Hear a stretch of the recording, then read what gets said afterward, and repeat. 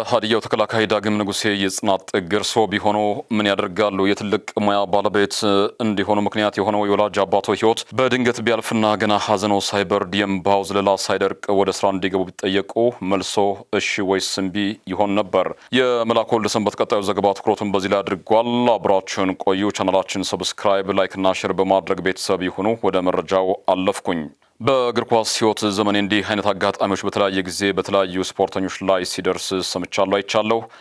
በአንድ ወቅት ለምሳሌ ነብሱን ይማረውና የፈረሰኞቹ የቀድሞ አሰልጣኝ አስራት ኃይሌ በሰዓታት ልዩነት አባቱን ቀብሮ ስቴዲየም ተገኝቶ ቡድኑን በመምራት ብዙዎችን እንዳስደነገጠና እንዳስገርም አስታውሳለሁ። ግን አስራት ኃይሌ ወላጅ አባቱንና አይዞህ አባቴ ብሎ አስታሟል።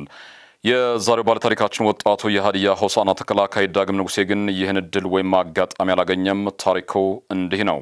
የዳግም ንጉሴ ወላጅ አባት ሕይወታቸው ያለፈው በድንገተኛ አደጋ ድንገት ነው። ሕይወታቸው ያለፈውም ከቤታቸው ቅርብ ርቀት ላይ እንጨት ጭነው በመሄድ ላይ ባለ የፈረስ ጋሪ ድንገት ጭንቅላታቸውን ተመተው በመውደቃቸው መሆኑን ሰምተናል። አቶ ንጉሴ ልጃቸውንም ሆነ የቤተሰባቸውን እርዳታና ድጋፍ ሳያገኙ ሕይወታቸው ማለፉም ታውቋል።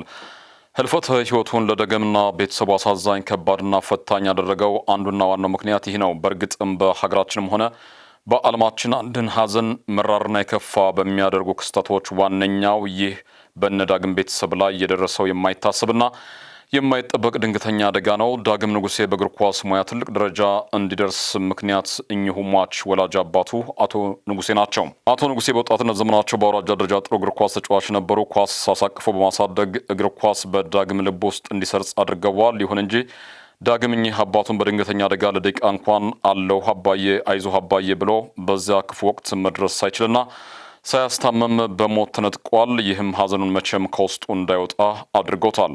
በሀገራችን ባህልና እምነት መሰረት አንድ ሀዘንተኛ ወደ ስራ ገበታው ለመመለስ ቢያንስ 12ቱን ማውጣት እንዳለበት ቢታመንም ዳግም ግን ይህን ማድረግ አልቻለም። ሀዘኑን ሳይጨርስና ወደ ልምድ ሳይመለስ ወደ ስራ ገበታው እንዲመለስ ጥያቄ ቀረበለት። ሌላው ከባዱ ፈተናም ይህ ነበር።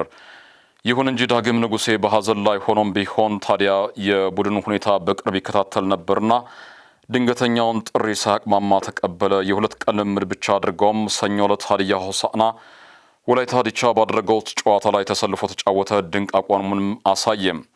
የቡድኑ ዋና አሰልጣኝ ካሊድ መሐመድ ከሰሩት በላይ አገልግሎናልና ለሌሎችም አርአያ ሆኗል ሲል ምስጋናውን ገልጿል።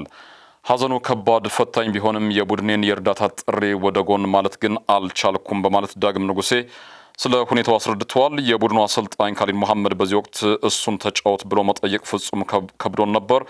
ነገር ግን እኛም ከአቅም በላይ ችግር ማለትም 4 የተከላካይ ስፍራ ተጫዋቾችን በቅጣትና ጉዳት ስላጣን ደፍረን ጠየቅ ነው። እሱም ሳያቅማማ ጥያቄያችን ተቀበለ። ገብቶም በስራ ላይ ከነበሩት በላይ አገለገለን ሲል የተጫዋቹን የስራና የክለብ ፍቅር በእጅጉ አድንቋል። አርአያነቱንም ተናግረዋል። የሀዲያ ሕዝብ በጭንቀት ውስጥ ሆኖም በጽናት መቆም የሚችል ስነ ልቦና ያለው ነው። ዳግም ንጉሴ ምንም እንኳ የአካባቢው ተወላጅ ባይሆንም እሱም የዚህ ስነ ልቦና ባለቤት እንደሆነ አስመስክሯል። በመከራ ውስጥ ሆኖም በጽናት መቆም እንደሚችል አሳይቷል። ለብዙዎች ስለ ክለብ ብቻ ሳይሆን ስለ ሙያ ፍቅር ትልቅ ትምህርት ሰጥቶ አልፏል። ብስራት ሬዲዮና ቴሌቪዥን በመጪው ተወላጅ ዳግም ንጉሴ ወላጅ አባት ህልፈት ሕይወት የተሰማውን ልባዊ ሀዘን ይገልጻል። ለወዳጅ ዘመዶቹና አድናቂዎቹ መጽናናትንም ይመኛል።